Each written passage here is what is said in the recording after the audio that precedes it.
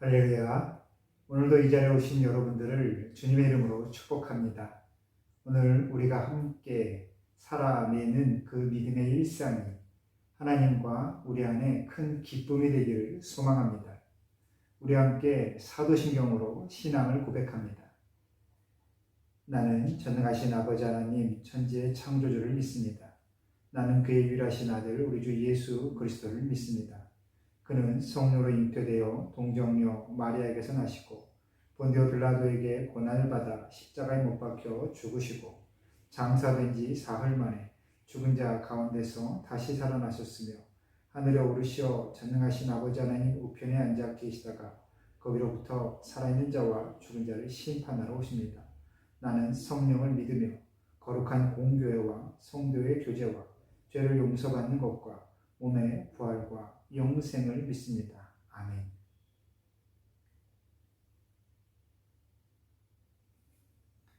오늘 우리에게 주신 하나님의 말씀은 요한복음 2장 1절부터 12절까지의 말씀입니다. 우리 한 마음으로 말씀을 보시겠습니다. 사흘째 되던 날 갈릴리 가나에 혼례가 있어 예수의 어머니도 거기 계시고 예수와 그 제자들도 혼례의 청함을 받았더니 포도주가 떨어진지라. 예수의 어머니가 예수에게 이르되 저들에게 포도주가 없다 하니 예수께서 이르시되 여자여 나와 무슨 상관이 있나이까? 내 때가 아직 이르지 아니하였나이다. 그의 어머니가 하인들에게 이르되 너희에게 무슨 말씀을 하시든지 그대로 하라 하니라. 거기에 유대인의 정결 예식을 따라 두세 통 드는 돌 항아리 6이 놓여 있는지라. 예수께서 그들에게 이르시되 항아리에 물을 채우라 하신즉 아기까지 채우니 이제는 떠서 연회장에 갖다 주라 하시매 갖다 주었더니 연회장은 물로 된 포도주를 맛보고도 어디서 났는지 알지 못하되 물 떠온 하인들은 알더라. 연회장이 신랑을 불러 말하되 사람마다 먼저 좋은 포도주를 내고 취한 후에 낮은 것을 내거늘 그대는 지금까지 좋은 포도주를 두었도다 하니라. 예수께서 이 첫 표적을 갈릴리 가나에서 행하여 그의 영광을 나타내시매 제자들이 그들을 믿으니라. 그 후에 예수께서 그 어머니와 형제들과 제자들과 함께 가버나움으로 내려가셨으나 거기에 여러 날 계시지는 아니하시니라. 아멘. 할렐루야. 오늘도 이 말씀이 우리의 삶에 우리 하나님의 따스한 위로로 임하기를 다시 한번 소망합니다. 이제 예수님께서 공생애를 시작하십니다. 공생애라고 하는 것은 공적인 삶을 의미하는 것이죠. 예수님께서 메시아로서 그리스도로서 하나님의 아들로서의 그 삶을 시작하신다라는 겁니다. 우리가 미루어 짐작하기에 예수님께서 30살까지 가족과 함께 사셨다가 그 이후에 3년 동안 이 공적인 생애를 사십니다. 그래서 33살이 되던 해에 바로 십자가에 달려 돌아가시는 것으로 우리는 그렇게 예수님의 삶을 기억하고 있지요. 그것을 어떻게 역사적인 근거로 삼느냐? 모든 유대인의 남자가 1년에 한 번 바로 성전에 가서 하나님 앞에 자신의 그 모습을 보이게 되어 있는데 복음서에 보시면 예수님께서 살아생전에 공적인 생애를 사신 이후에 3번의 그 예루살렘 방문에 대한 기록을 우리가 보면서 그렇게 예수님께서 3년 동안 공적인 생애를 사셨다라고 우리가 추정하고 있습니다. 특별히 오늘 말씀 요한복음 2장에 등장하는 가나의 혼인잔치에서의 물로 포도주를 만드시는 이 이적은 예수님께서 요한복음에서 행하신 첫 번째 이적에 대한 기록입니다. 이 시기는 오늘 말씀 보시면 사흘째 되던 날이라고 표현되어 있는데 예수님께서 세례 받으신 지 정확히 7일째 되던 날 그리고 또 제자들과 함께 한 명 한 명 제자들을 부르시며 함께 지내던 그 사흘째 되던 날 오늘 이 가나에 방문하게 되시는 것이지요. 오늘 말씀의 내용 보시면 그 내용은 아주 간단합니다. 혼인잔치, 결혼식이 있는데 그 혼인잔치에 사람들의 흥을 돋우는 그 포도주가 떨어진 사건을 우리에게 보여주고 있습니다. 혼인잔치, 가정을 이루는 그 기쁨이 아주 최고조에 달하는 그 기쁨의 자리에서 그 당시에 사람들에게 가장 중요하게 여겨지는 포도주가 떨어진 것이죠. 사람들의 흥을 돋우는 바로 가장 중요한 그 도구가 빠졌다라는 겁니다. 이 말씀 보시면서 포도주 먹어도 되나? 알코올이 없나? 라고 이렇게 여러 생각하시는 분들도 계시겠지만 지금 그것은 오늘 말씀을 보는 초점이 분명히 아니죠.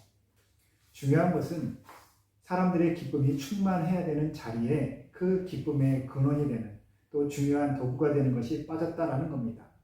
마치 단팥빵에 단팥이 없는 것처럼 아주 중요한 핵심이 빠졌다라는 것입니다.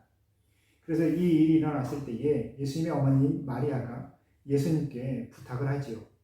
하지만 예수님께서는 분명히 한마디로 거절하십니다. 아직은 이러한 일에 내가 가진 그 능력을, 내가 할 수 있는 일을 드러내는 것이 옳지 않다라고 그렇게 말씀하십니다. 하지만 예수님의 어머니 마리아가 참으로 지혜롭게 이 상황을 대처하는 것을 우리가 볼 수 있습니다. 그곳에 있는 하인들에게 이르지요. 예수님께서 무슨 말씀을 하시든지 그대로 따라라 라고 말입니다. 그래서 예수님께서는 그곳에서 하인들을 시켜 항아리에 물을 담게 하고 그 물이 순간적으로 포도주로 변하여 사람들에게 가져다 주는 그 상황이 우리가 오늘 보는 이 연회의 상황입니다. 그리고 사람들은 예수님께서 변화시킨 그 포도주를 맛보고 그 이전에 맛보았던 포도주보다 훨씬 맛이 좋다라고 인정하는 그 장면으로 오늘 상황이 마무리됩니다. 여러분, 이 가나의 혼인잔치, 이 상황은 우리의 삶의 여정을 상징하고 있습니다. 하나님께서 우리에게 주신 삶은 분명히 복된 삶입니다. 하나님께서 사람을 창조하실 때 어떠한 마음으로 창조하시겠습니까? 장난감으로 내 마음껏 쓰다가 또 소용이 다하면 버려도 되는 것으로? 아니지요. 하나님께서 분명히 우리를 창조하실 때 하나님의 형상대로 창조하시고 하나님의 영, 그 생명의 기운을 우리에게 부어주셨습니다. 그리고 하나님께서 인간을 위해 또한 하나님의 그 다스림을 위하여 창조하신 그 에덴 동산에서 모든 것과 조화롭게 화목하게 살아가도록 우리 인간을 두어 주셨지요.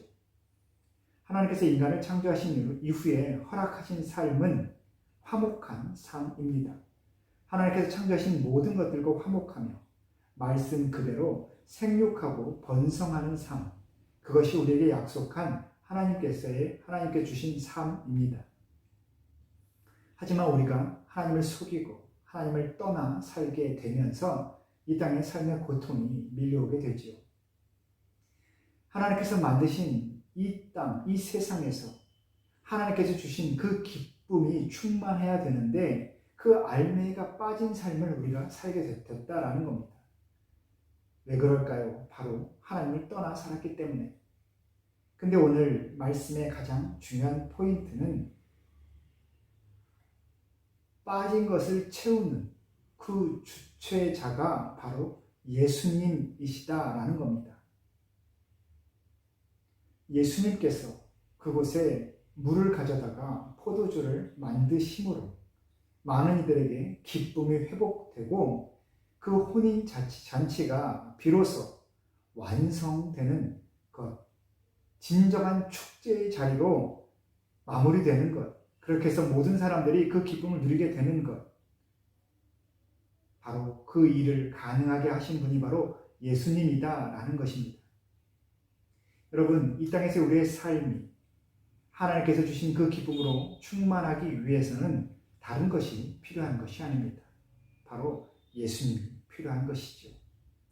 예수님만이 우리의 삶을 하나님께서 우리에게 주신 그 삶의 그 모습대로 회복시킬 수 있습니다. 예수님의 삶만이 우리가 살아가야 되는 진정한 은혜의 삶인 것이죠.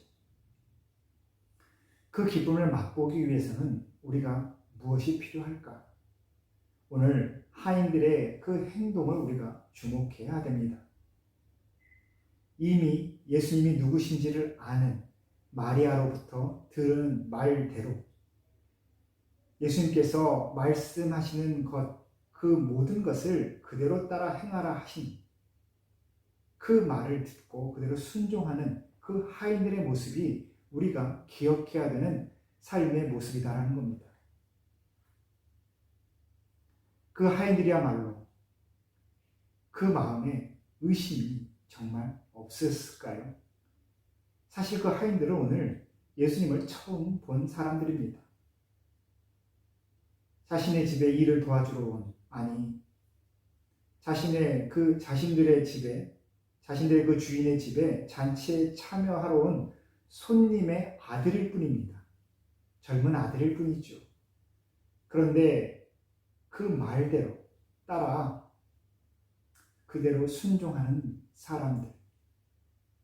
그리고 사람들이 그 변한 포도주를 맛보고 진정한 기쁨을 누릴 때에 그들은 자신들의 그 행동을 사람들에게 드러내지도 않고 또한 예수님의 이름을 함부로 그렇게 떠들고 다니지 않았습니다. 그저 자신의 자리에서 그 소임을 묵묵히 행하지요. 바로 그 하인들로 인하여 이 혼인잔치의 기쁨이 충만해진 것입니다. 여러분, 우리가 예수님처럼 될 수는 없습니다.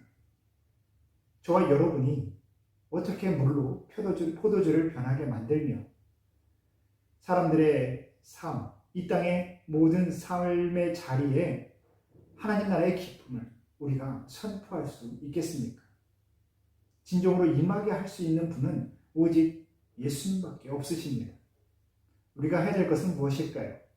바로 예수님의 말씀에 주목하고 그 말씀을 따르는 것이지요. 시대를 거슬러 많은 이들이 예수님의 말씀을 들었고 그 삶을 되새기지만 천국의 기쁨을 누린 사람은 많지 않습니다. 자신의 생각대로 판단하고 자신의 삶이 세상 가운데 흘러가는 대로 내맡기면서 자신의 만족을 따라 살기 때문이죠. 어제도 우리가 함께 말씀을 나눴지만 예수님을 알아보는 사람, 또한 예수님을 따를 수 있는 사람은 바로 그 마음에 간사함이 없는 사람입니다. 간사함, 자신의 생각대로, 자신의 판단대로, 자신이 할 수 있는 분량대로만 적당히 타협하면서 하나님 앞에 내가 최선을 다했다 이야기하고 사람들 앞에 내가 온전히 서 있다라고 드러내는 그런 사람들은 예수님을 볼 수 없지요. 그리고 예수님의 영이 함께하는 사람도 볼 수 없습니다. 평생 마음에 불만족만 있을 뿐입니다. 여러분, 이 땅에 많은 교회를 위해서 기도해 주시고 또한 이 땅의 목사들을 위해서 기도해 주시길 바랍니다. 또한 우리가 살고 있는 이곳 인도에서만 또 할 수 있는 기도, 우리 선교사님들을 위해서 기도를 많이 해 주십시오. 정직하도록 또 주의 영이 함께 하도록, 그리고 내가 그 누구보다도 마음이 맑아지도록, 그래서 주의 영이 함께하는 분들을 내가 온전히 알아볼 수 있도록 그렇게 자신을 위해서 기도하시길 바랍니다. 이 하인들이 아무런 편견 없이 선입견 없이 주님의 말씀을 따르고 결국 주님께서 하시는 일들을 옆에서 돕게 되는 것처럼, 그리고 그 섬김의 수고를 통하여 그들이 있는 그 자리가 기쁨에 충만해지는 것을 우리가 보면서 저와 여러분이 살아가는 이 땅, 이 자리, 우리가 오늘 살아내는 모든 삶의 자리에서 그렇게 천국의 기쁨이, 우리 예수님께서 주시는 그 충만한 기쁨이 있게 되기를 그렇게 우리가 함께 준비하면 좋겠습니다. 다른 누군가에게 그 준비를 맡기지 마시고 저와 여러분이 그 준비를 맡는 것입니다. 오늘 이 말씀, 가나의 혼인잔치 말씀 함께 다시 한번 묵상하시면서 나는 어떠한 어느 자리에 있는지 스스로 되돌아볼 수 있으면 좋겠습니다. 너무나 잘 아는 말씀이지요. 그리고 분명한 것은 또한 상징하는 바가 분명히 있습니다. 여기서 포도주는 이후에 보시면 예수님의 보혈을 의미합니다. 예수님의 보혈. 우리가 성찬식 때 떡과 포도주를 나누지 않습니까? 그 포도주가 의미하는 것은 예수님의 보혈입니다. 우리가 예수님을 따라 산다라는 것은 바로 온전한 믿음을 가지고 내 삶을 씻어냈음을 의미하고 있습니다.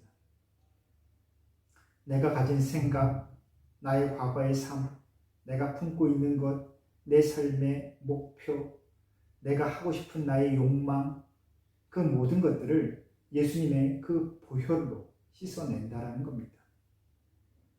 예수님의 십자가 앞에 이 땅의 모든 것이 언제든지 허무해질 수 있음을 스스로 깨닫고 영원한 가치가 어디에 있는지, 그리고 하나님께서 우리에게 따라오라라고 하신 그 삶의 끝이 무엇인지를 우리가 올바로 분별할 수 있는 것, 그것이 우리에게 정말로 필요한 것이죠. 여러분, 중요한 것은 오늘 혼인잔치에서 보시는 것처럼 그곳에 있는 모든 이들이 기쁨을 누렸다라는 겁니다.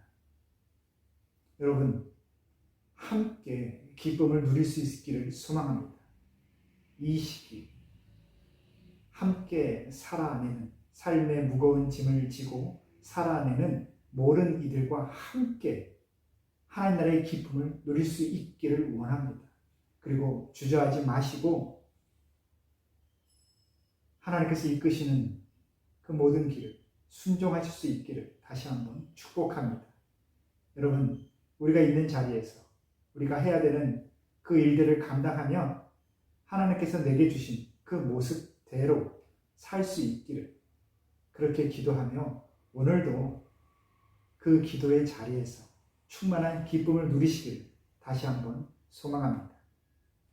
사랑하는 성도 여러분, 하나님의 샬롬을 전합니다. 우리 함께 기도하겠습니다. 우리의 삶의 주인 되신 하나님 아버지, 오늘도 이 자리를 허락하여 주시니 감사합니다. 하루를 시작하며 하나님의 말씀으로 내 생각, 내 마음을 씻어내고 기도하며 하나님의 뜻을 묻고 있습니다.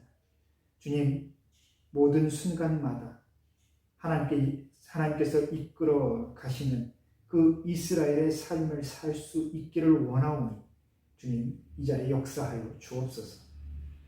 하나님, 천국의 기쁨을 위하여 우리의 마음이 정직하게 순종하기를 원합니다.